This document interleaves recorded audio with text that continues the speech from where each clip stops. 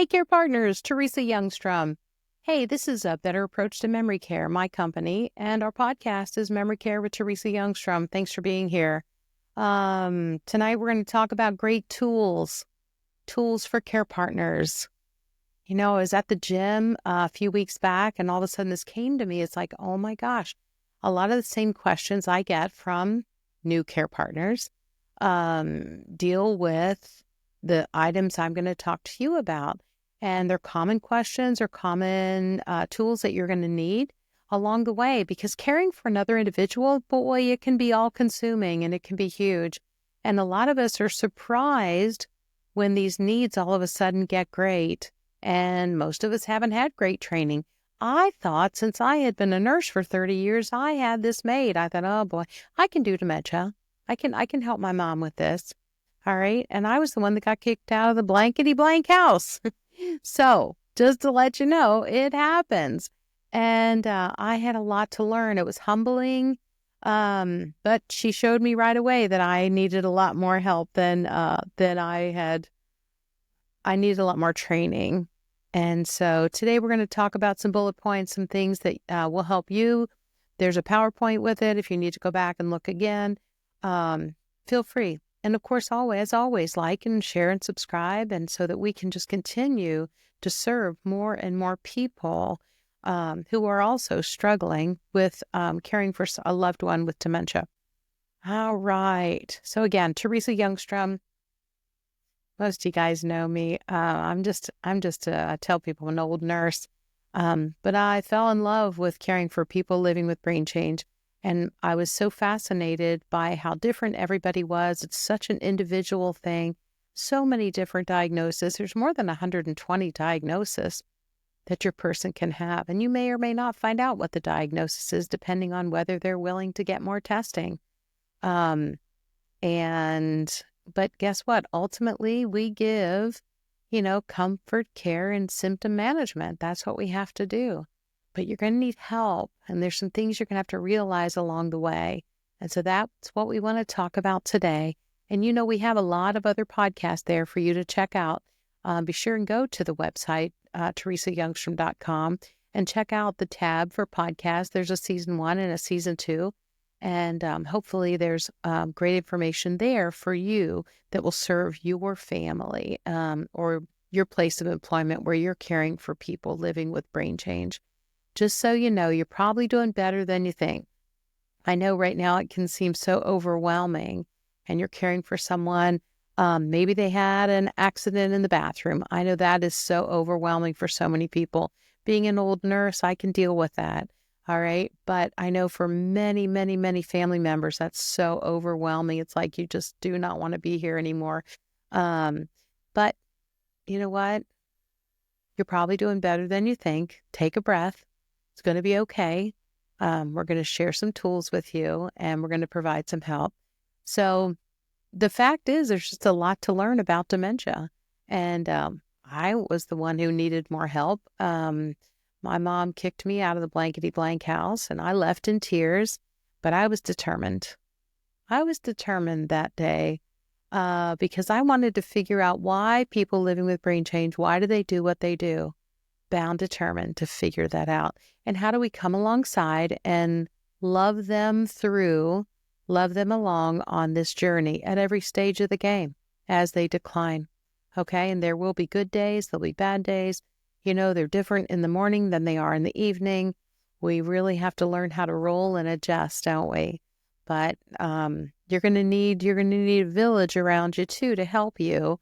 And we're going to talk about that. But there was just a lot to learn. I needed to go. I left a big job and went to North Carolina because our friend Teepa Snow is there. And there were classes there that I desperately needed. I came home with so much encouragement and so many great techniques to come alongside and share with my family and the caregivers on how we were going to do this. My mom happened to be one of those individuals that didn't see her disease. She had that anosognosia. And so it was a little bit tough because the people that see their decline, honey, I'm not. I need your help. And they're willing to let you help them frequently. But the folks that can't see the the disease, and it's legitimate. Let me tell you, they're not putting on, they're not faking it. They're not just acting like that. Hello. It's a real thing where there's an absolute blank and they do not see their deficit. Okay. And it takes a new care plan because they don't think they need any of your blankety blank help because they don't see that my mom was sitting in a wheelchair. Okay. With a brief on, and you'd offer to help take her to the bathroom gently, kindly, with a smile. She would put her hands on her hips and say, "Excuse me, I don't need that help." And that was her honest opinion. And so you have to have new techniques. You need to talk to someone, a dementia specialist, somebody who has been there, done that. I've been there, done that. And we learned we had to ask her to help us. "Mom, I really need your help back here. You're the best finder and I can't find this." And for me, it was typically a Band-Aid. And I used that for 3 years and it worked wonderfully. But you're going to need some training. I have a whole podcast on anosognosia if you need that. If you think your person that you're caring for seems to not see their disease. There is a lot to learn, though, about dementia. There are more than 120 diagnoses that can give us these symptoms. But guess what? Let's start off by being a grace giver. It won't be perfect. It doesn't matter if they're at home or if they're in a community. It won't be perfect. And we really need to be grace givers. We're dealing with people. Everybody's going to be different. We don't always understand why they do what they do, but the more we pay attention to it, we can learn a lot.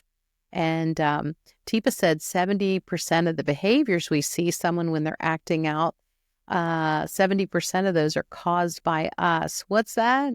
I know, because we come in too fast, we startle them, we come in from behind, we don't tell them what we're doing, we rush.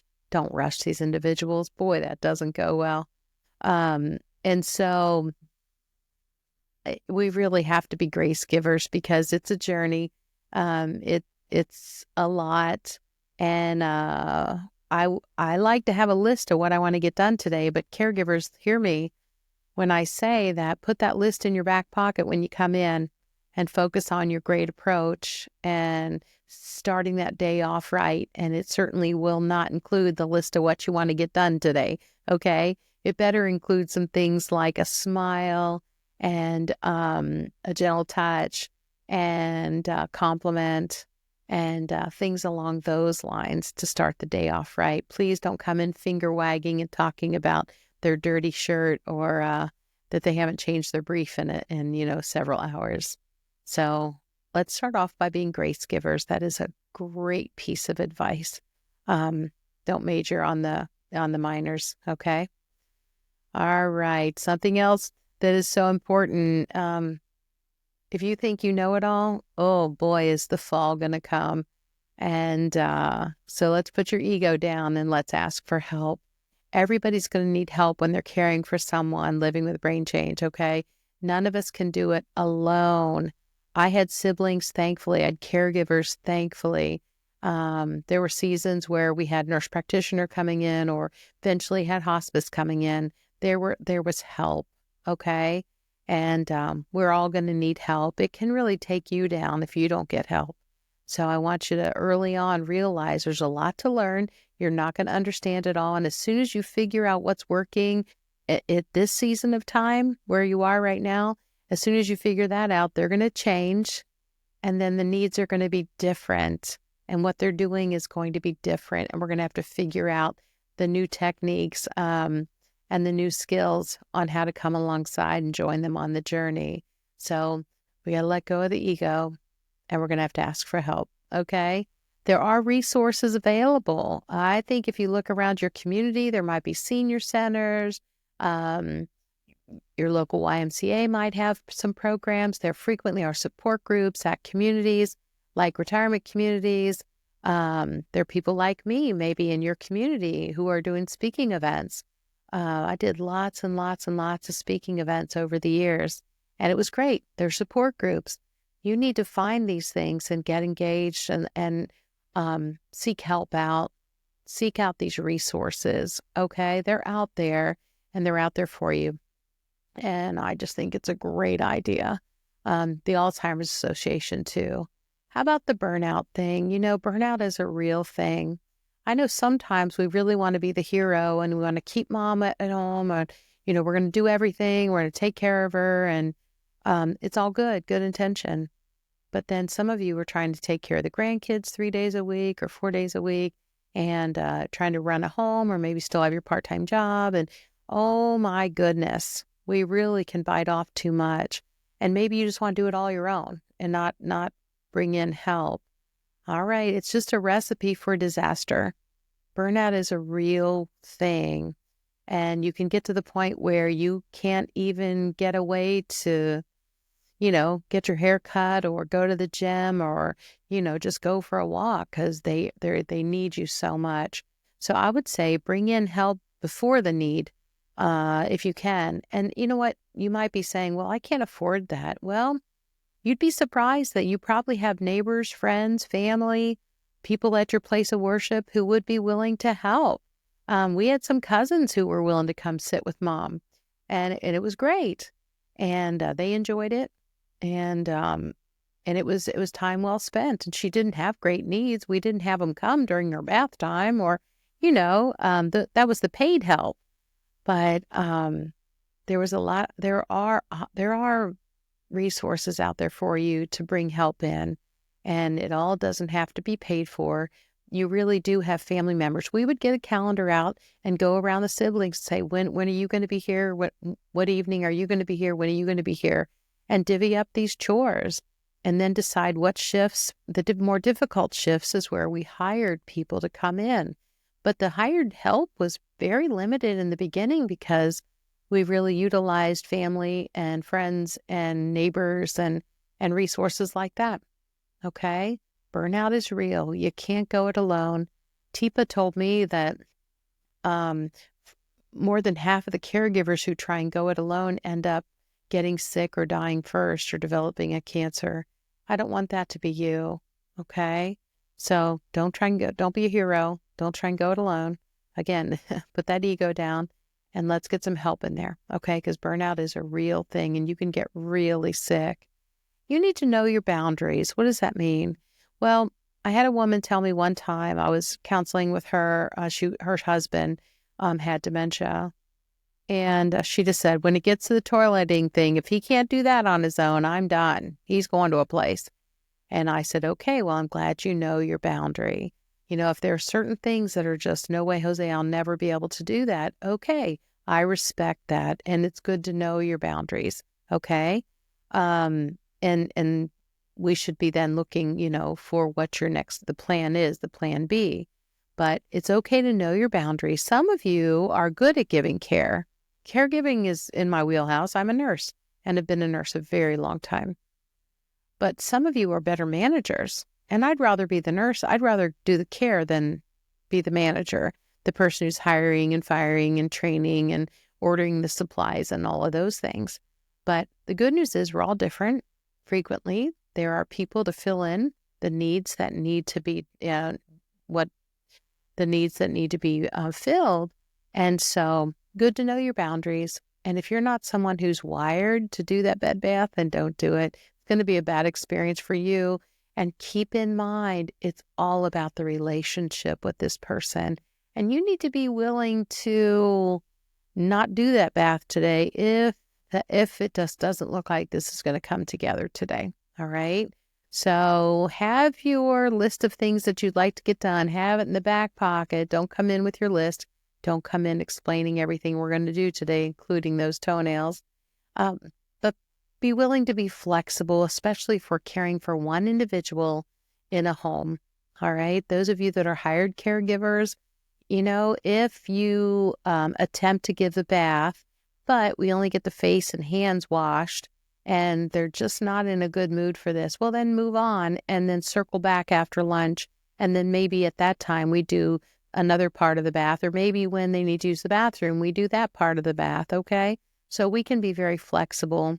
But those of you who haven't been caregivers and this is new to you, it's okay to know your boundaries. All right. And we'll set up your care for your person around those things. All right. So some of you need to learn to say no, because maybe you've always been the person who, led the event at your church, with the kids. You put on the plays and everything, or the holiday parties, or the Girl Scout cookies, or whatever it might be. Maybe you're the mom who organizes everything.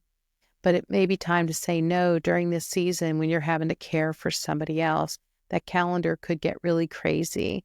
And so you're going to have to probably drop out of a few things, and it's okay. I know those seasons are hard when you have to actually tell them, hey, I'm not going to be able to fill this responsibility any longer. And it may be something you absolutely love doing, but there needs to be a balance when you are a caregiver for somebody. You have to have a balance. And so you're going to need to learn to say no when they're calling, knowing what a great person you are and how you always fulfill these responsibilities with all this excitement and energy, and you do things so well. But it can take you down if you guys are trying to spin too many plates, and you can get way out of balance and get sick. So learn to say no, okay? Realize that this is a season. What's that mean? Well, I know sometimes when you're in the thick of things, caring for someone day in, day out, it can feel like, it's never going to end. But it really is a season, and they will continue to decline, and they'll be able to do fewer things, and then we can no longer go places where I remember having to tell a family, it's probably time to not take her on that, 2-week vacation. That could be very confusing for her. And, even flying on the airplane can become very difficult. So realize that we're going to go through some seasons, but that ultimately, this, having brain failure, it does take your life. And it's not, it's not your lifetime. For a lot of people, it's a couple of years. For some, it might be 10, 15 years. But rarely does it go on a lot longer than that. All right. It's a season.